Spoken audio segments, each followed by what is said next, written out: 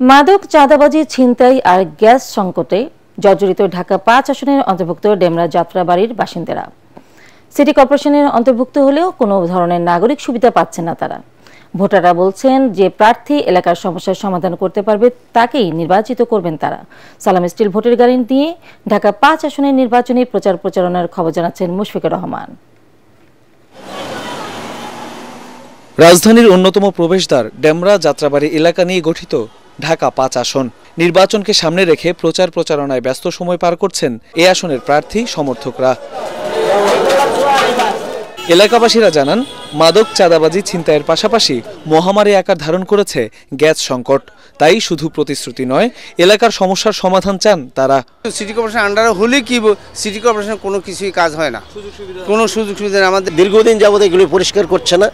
মশা, ডেঙ্গু প্রাদুর্ভাব এখানে বেশি। গ্যাস আমরা পাচ্ছি না, কিন্তু আমরা প্রতি মাসে মাসে বিল দিয়ে যাচ্ছি। আমরা এখানে দীর্ঘদিন 40 বছর ধরে থাকি। উন্নয়নে কোনো সময় সব প্রার্থী আসছে, আশ্বাস দিয়ে গেছে, এ পর্যন্ত আমরা উন্নয়নে পাইনি এলাকা। এদিকে সাধারণ মানুষের মতামত নিয়ে ভিন্ন ধর্মী প্রচারণা চালাচ্ছেন ঢাকা ৫-এর দাঁড়িপাল্লার কাণ্ডারি মোহাম্মদ কামাল হোসেন।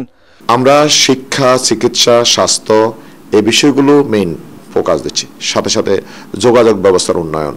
ইতিমধ্যে কয়েক হাজার মানুষের মতামত গ্রহণ করেছি।